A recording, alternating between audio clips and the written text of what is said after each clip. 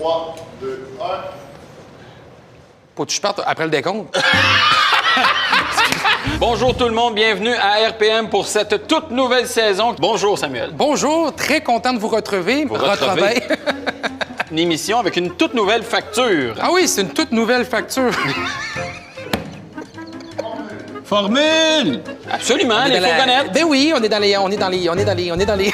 Bon. Parlons maintenant des garanties. Oui, excuse-moi, je pensais que tu... On prend ça, hein? Donc, soyez bien accrochés. On s'en va justement le présenter. Accrochez-vous chez vous, là! Ça brasse, là! OK, stand-by.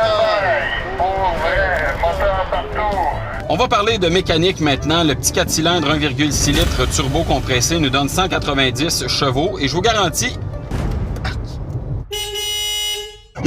Excusez. Pour ce qui est des capacités intérieures de nos deux véhicules à l'essai cette semaine, donc... Cette semaine... Accès à la deuxième rang... au coffre. Mais malheureusement, comme à l'avant, le seuil est trop élevé. Trop élevé. On se ramasse à ce moment. On se ramasse. On se retrouve. Et le haillon peut également s'ajuster pour faire le haillon... Le haillon du Santa Cruz. Ah, je pense que je l'aime pas le mot. Je peux te dire d'autres choses? Faut noter toutefois à l'arrêt que... Faut toter. Pas de ma faute. Il a barré, puis j'ai débarré, ça a fait pas de pout. Je sais pas quoi dire de plus. Faut parler de nos points positifs et points négatifs. Quel en est-il? Quel en est-il? Nettement. Nettement supérieur à ce qu'on a du côté du Mazda CX-30.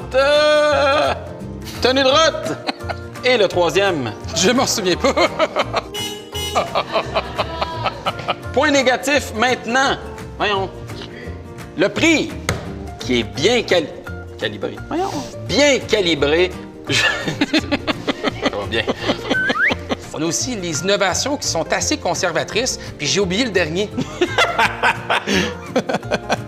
Un coût d'entretien qui est élevé aussi, puis j'ai oublié le dernier. Des conservations de innovation.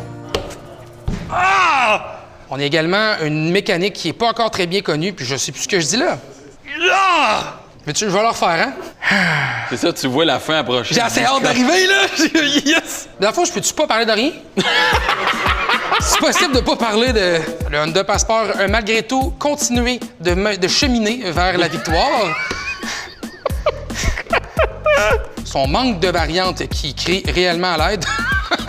Je veux plus de variantes! Ah! C'est juste ça! Oui! Oui! Très bonne pratique. Et... voyons... Tenue de route. Et aussi, une... Infodivertissement. Oui! J'ai de la misère à crier. Oui! Oui! OK! Oh, mais je crie après mes amis, moi. Moi, je vous remercie beaucoup d'avoir été à l'écoute. Puis moi...